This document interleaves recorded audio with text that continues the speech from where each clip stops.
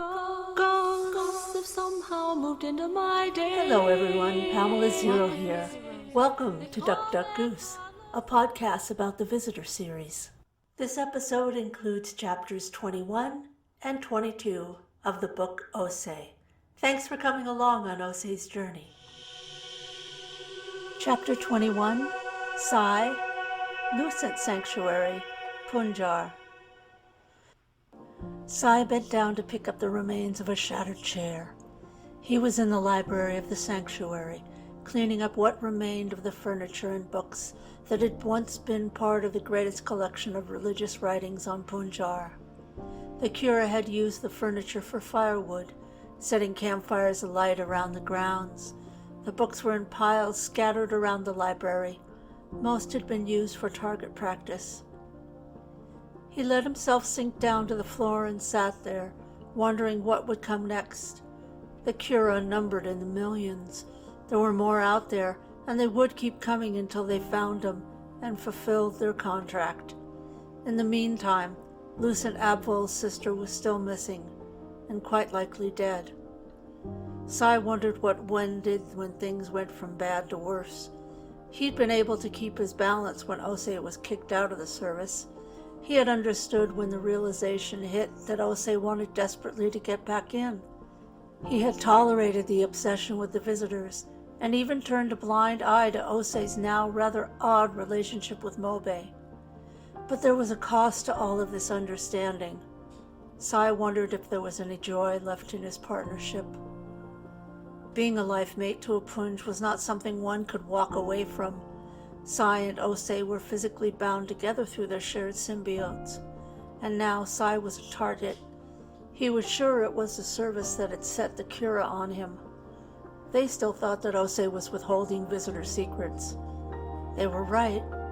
Sai knew that if he himself was kidnapped, Osei would crumble. He would give up every scrap of information he had to trade for Sai's safety. Sai sat on the floor, looking around at the damage, unsure how it could ever be made whole. He took a deep breath. The truth was, it could not. The library would never be what it once was.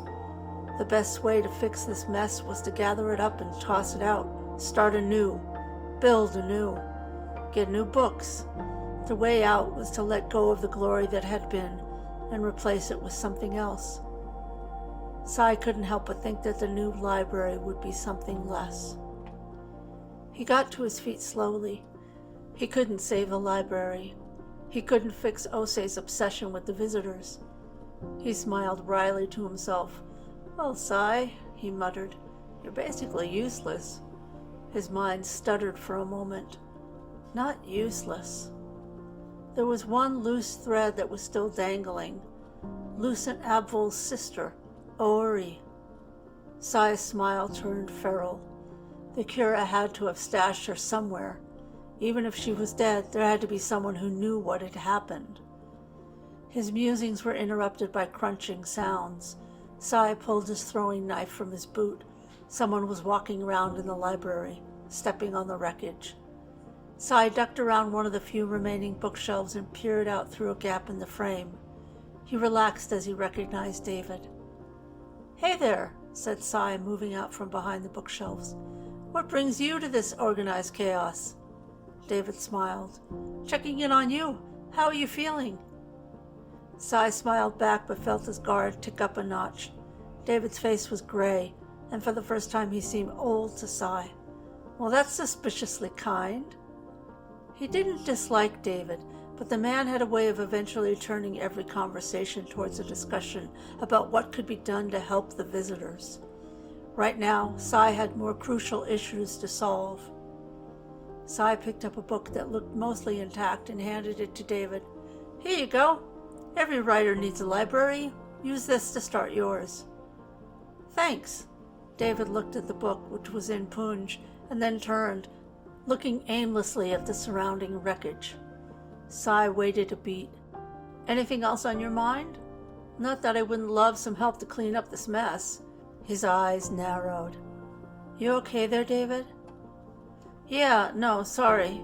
David turned to go and then turned back towards Sai. It's just that we found the big underground complex on Thrid and I can't stop thinking about it. Inhabited? Thridian? Asked Sai. His mind shifted away from the disaster around him. David nodded. Don't know if it's inhabited, but it's definitely Thridian. It's too big to explore quickly. We've sealed it up for now, but for all we know, there's a nest of Thridians down there. Most of the visitors haven't realized it yet, but our planet might not be safe for us anymore. Sai felt a chill run down his back. By the faces, David, call the Galactic Council and get them to send troops. Those animals yanked you through time and tortured you, and who knows whether they'd do it all over again. If there are living Thridians, then your whole town is at risk. Elenin's working on that. David's face set into a rigid mask. I just can't shake this feeling of panic. Just the thought of smelling that rotten, wet smell and hearing those squelching sounds they make when they move. He took a deep breath in. Where is Duck? Asked Sai. Tell me she's off Thrid. She and Elenin are still on the surface for now. We don't have a lot of places we can go. Sai nodded. You are always welcome on Punjar. Osei has a large estate with plenty of privacy. Ah, David paused, seeming at a loss for words. Elenin is a bit nutty about the whole symbiote thing. He gave a half smile. But enough about my problems. I was wondering what the Lucent's plans are now as far as the Cura. That would be a question for Head Abvol, said Sai. Why? Are you planning on sicking the defense team on them? Don't you think the VDT would be better served staying on Thrid in case that underground complex is inhabited? David leaned against a rickety-looking desk. The leadership is still debating on whether or not to evacuate. It will take months to map all those tunnels, and nothing has attacked us so far. Maybe a side mission would help the VDT stay sharp until we're actually needed, and it might let the rest of the galaxy know that we're a real fighting force. Seems a bit ambitious, said Sai. He noted the color returning to David's face. Sai, you should see the team in action. It's incredible, said David. Phasing is such a powerful skill, and we've been training together in a new way. If we can figure out where the hostage is, we can rescue her, and that would go a long way towards getting the rest of the galaxy to see us as an actual defense team, rather than just a tourist attraction. Aori. I'm sorry? David raised his eyebrows. The hostage's name, Aori. Not only is she Head Lucent Abvol's sister, but she's partnered with a fairly well-known Punj writer. Ah! Sorry, Aori. Sai shook his head. David, that is a noble gesture, but the visitors have been quite clear about keeping clear of the Punj.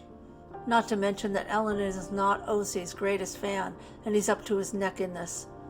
I can't see you folks working closely enough with our security forces for a joint rescue to work.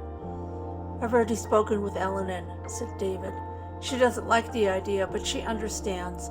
The VDT will be taking on more missions, and some of them will be with people she doesn't know or like. David leaned towards Sai, gesturing with both hands. Don't you see? This is our chance. So many people are watching this drama unfold, and it's the perfect time for the team to step forward and make a difference. A very visible difference, said Sai dryly. Precisely. We're ready. We just need this chance. Shrugging, Sai looked around the destroyed room. I will ask the Head Lucent. In the meantime, see if you can get Osei an invitation to Duck's 7th cycle celebration. That will go a long way towards building a bridge between the defense team and the Punj security forces. What does Osei have to do with the PSF? Asked David, frowning. Sai smiled. His dad was the head of it for nearly a century before he died. Osei was supposed to be his successor until the service snatched him up. He picked up a book and looked at the burned cover. It seems that all our lives have suffered a bit of unexpected damage. David's comm unit beeped and he glanced down. Ah, I have to go. Thanks, Sai. It'll be all right. Probably no Thridians down there. A forced grin flitted across his face. Let me know if the VDT can be any help with... David paused. Ori. Selris. The temple. Hutlam. Everyone in the hall breathed in. Everyone in the hall breathed out. 100 lasts, their robes a riot of assembled color, sat on the floor and gazed at Yulish in rapture. And again breathe in and breathe out. Yulish stood at the front of the room on top of a 3-meter tall replica of the source. Her arms extended gracefully, her dress shimmered as she turned slowly to the right and looked down at where last Selrus was standing stiffly. Continue to breathe. Find your source. Find your power. In, out. Yulish turned and descended the steps built into the back of the replica. She held her hand out when she reached the bottom, confident that Selrus would be there to take it. He was. Last Selrus did not look pleased as he took her hand. You cannot keep them here again overnight, he hissed. They are lasts, not your groupies. They are needed at their posts. They have jobs to do. Their job is to serve their first. Yulish looked serene as she guided Selrus out of the room. It is important that they understand their own roles in the replenishment of the source. Selrus rolled his eyes. You can feed them that babble, but don't expect me to fall for it. The only change in the source is that it's glowing a bit brighter now. The power readings are still showing a decline. We must go back and try again. Yulish stopped and turned to Selrus. Perhaps we should. Or perhaps the issue is not the number of times we make love on the source. Perhaps it's deeper than that. Her eyes narrowed. Perhaps our love for each other is not as vibrant as we thought. Perhaps your strength as a consort is not as great as we thought. Yulish smiled. Should we test it out? Perhaps I should try another. Last Kester, maybe? Rage flared inside Selrus. She was more concerned with building her little cult than she was with strengthening this source. She was the first. He had no doubt of that. She was also petulant, demanding, and ridiculously vain. Her behavior was embarrassing. Still, he didn't want to lose his position as consort. Selrus swallowed his anger and bowed deeply to Yulish. Perhaps we can have the next meeting of the faithful in the cavern that holds the source. That would allow us to spend more time there, and perhaps our deep and abiding love will manifest itself in further renewal of the source. He gave her a smoldering glance. Yulish smirked and walked on. Perhaps it will. Chapter 22. Ose, Skylab Space Station, Thread. Ose couldn't sit still. Sai watched him with one eyebrow raised. They were sitting in the main viewing room of the space station, with Mobe standing silently behind them. Ose, calm yourself. We're not heading down onto Thrid to finish the planning for Ori's rescue until tomorrow, and nothing you do will make the time go by any faster. I know. I'm sure all will go as planned. Ose looked at Sai, keenly aware of the 3 imaginary visitors standing nearby. Elenin, Maggie, and Fran moved with slow deliberation, ghostly and transparent. Which means that you're not, said Sai. You got an invitation from Elenin herself. Everyone knows you're coming. What could go wrong? Ose heard Mobe whispering furtively to himself. Meteors, earthquakes, illness, insurrection. Sai shook his head. Mobe, you should write holo novels. He turned to Ose. If we are meant to reinstate our friendships with the visitors, then nothing will stop that. If we are not, nothing we do will make any difference. Sai shifted back in his chair. I don't usually resort to claiming obedience to the whims of fate, but in this case I have no other ideas.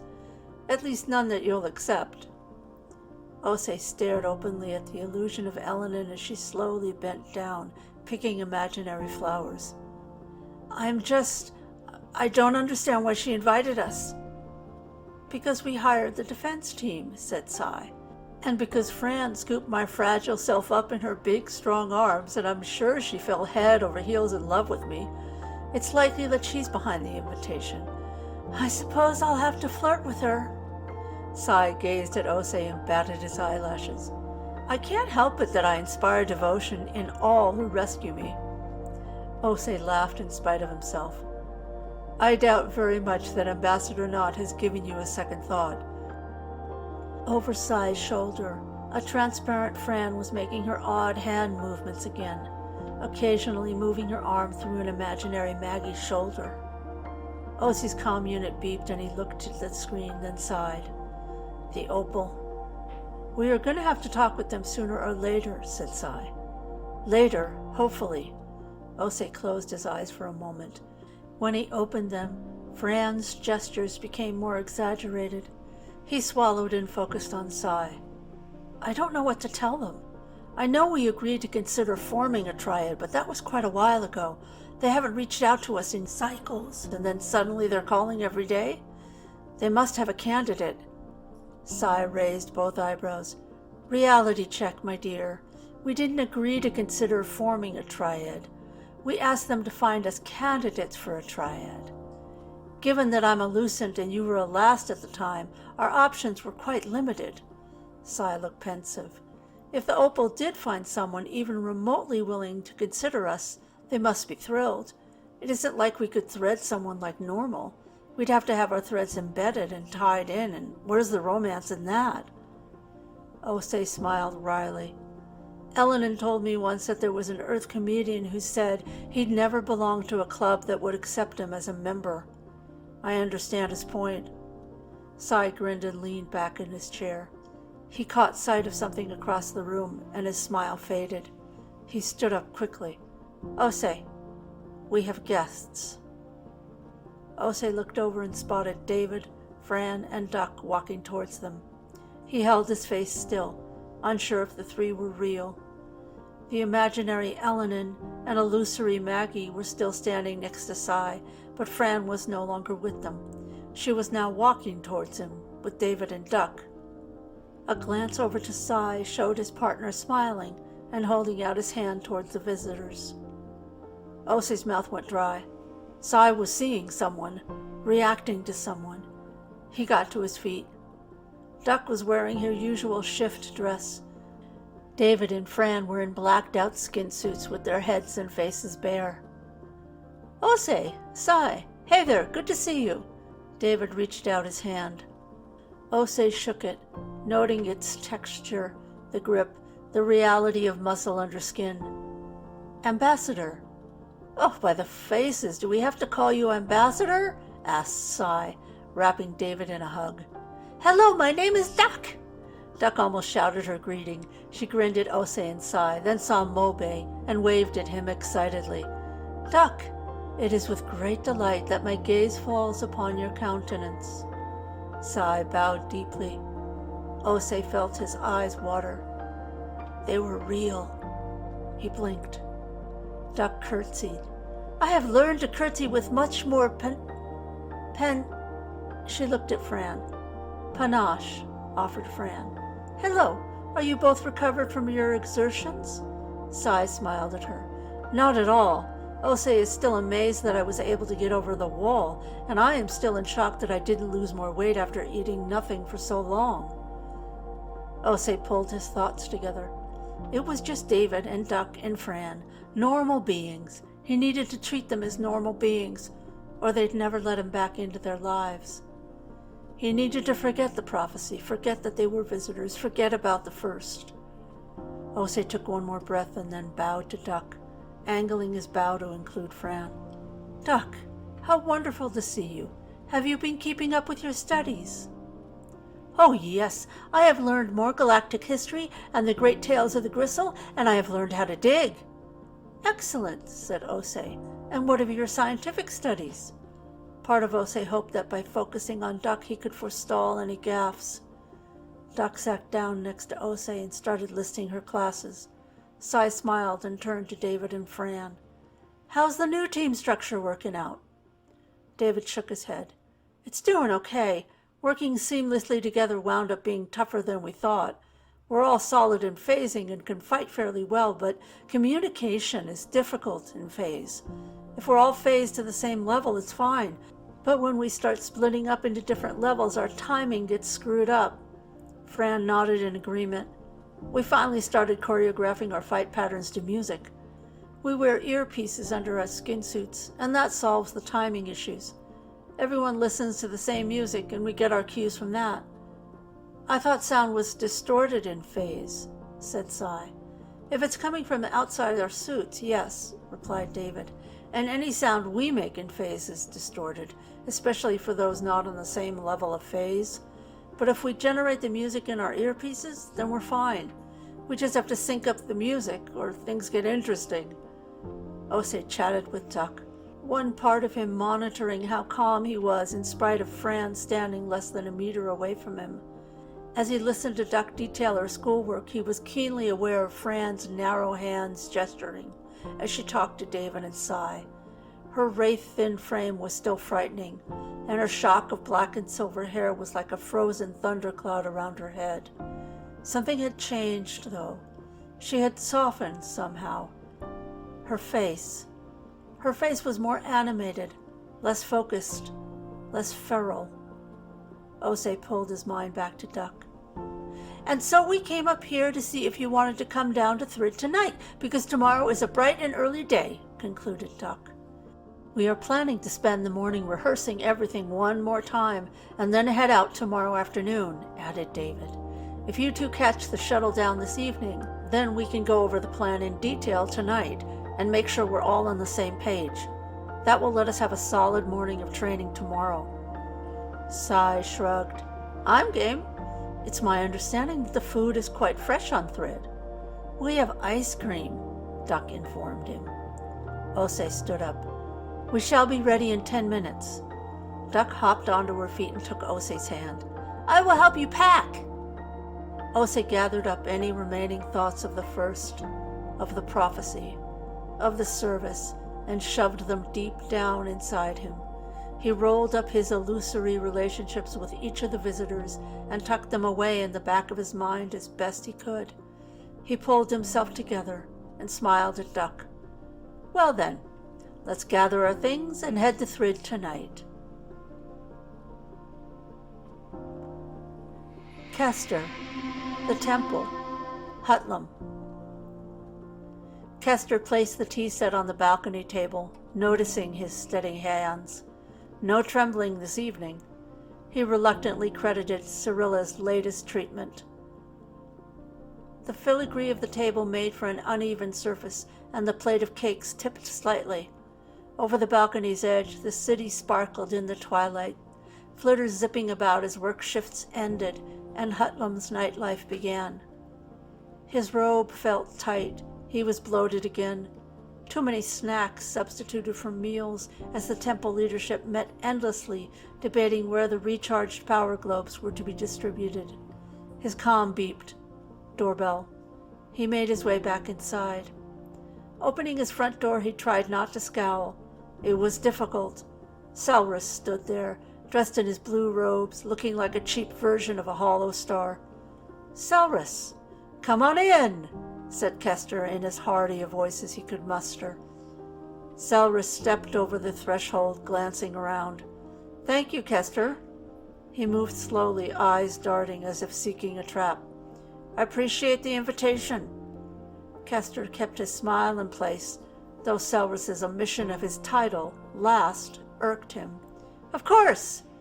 Kester moved as slowly as he could through his living room and out onto the balcony, fighting the instinct to rush to the table. All he needed was for Selrus to tell him what scrap 1033 meant, whether it was important or just a random obsession. If he could have, Kester would have talked to Selrus at the front door, got the info, and sent him on his way. But Selrus was skittish, almost paranoid. Kester played the long game and wandered out to the balcony, gesturing to the table neatly set for two. Would you like some tea? Selrus glanced up at the looming ceiling above, hunching his shoulders. Is that Osei's shuttle pad? Kester forced himself to smile. That is a shuttle pad, yes, he said through gritted teeth. For a moment he wondered if Selrus had made the comment on purpose to rattle him. Kester dismissed the thought. The man was not that smart. "Have a seat," said Kester. He sat heavily in one of the ludicrously delicate chairs, keeping his face steady as the chair creaked under his weight. "I'd like to talk with you a bit about the consort role, as you clearly are the first chosen." Selrus nodded, a satisfied smile flitting across his face as he took his seat. "Indeed, I have been favored with the gracious attentions of the first. But tell me, have you discovered additional information about the duties of the consort? I'm amazed that you've been able to ferret out any details that are not apparent to the one in the actual role." A trickle of caution bubbled up in Kester. Selrus had just attacked.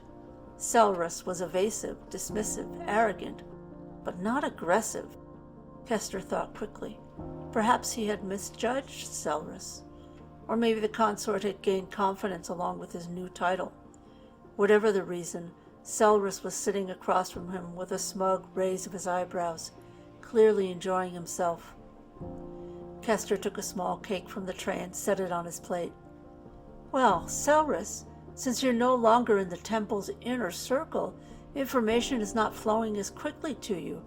Perhaps some of us in power would like to make sure you're still in the loop." There. Kester had planned to use diplomacy, but if Selrus wanted to spar, he'd found a partner.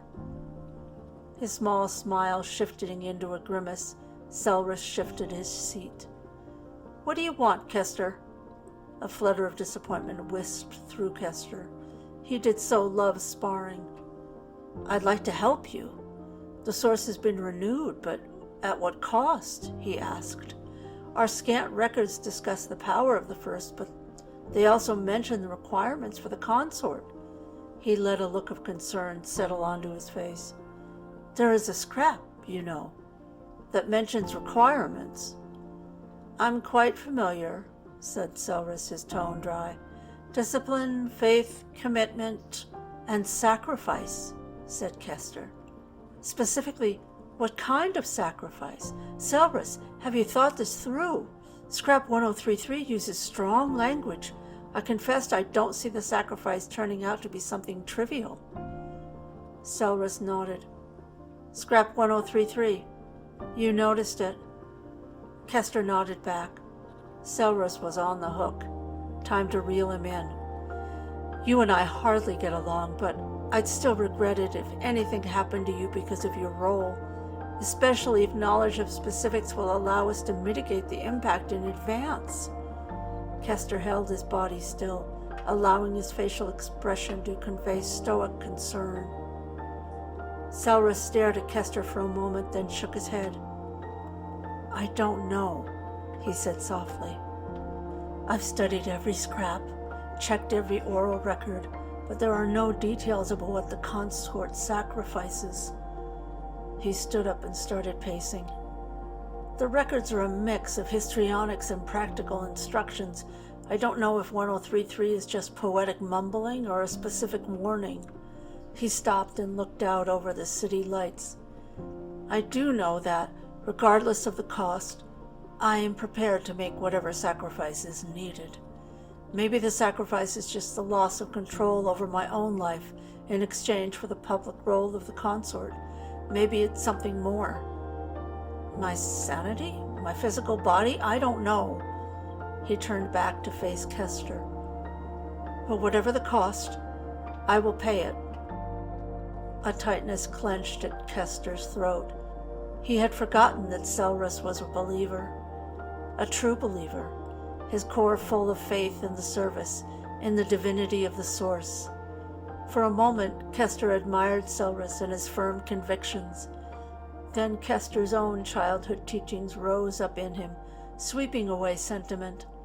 Only those in power deserved faith. He worshipped the source because it was the origin of power for the service. Selrus was an idiot.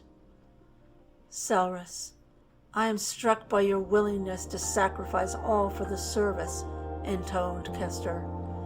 "Perhaps we can work together to discover any information that may be of use, that may lessen the impact of your sacrifice." He stood. smoothing the front of his robe and freezing his face in his sympathetic smile. Selrus knew nothing more than what was written on scrap 1033. With his shoulders slumped, Selrus nodded. Thank you. I admit the mention of a sacrifice has been on my mind. If you find any other relevant data, please let me know. Of course. Together, we can solve this. Or at least prepare. Kester let his face thaw into a warmer smile.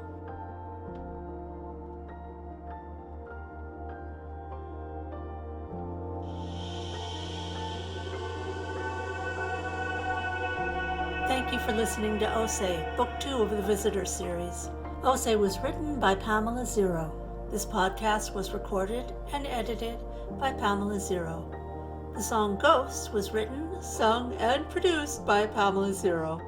Background music is called Insight, and it's by Megan Wofford. Ose is available in paperback on Amazon. Please be sure to like and subscribe and visit thevisitorseries.com for more info. Thanks, everyone. I'll talk to you.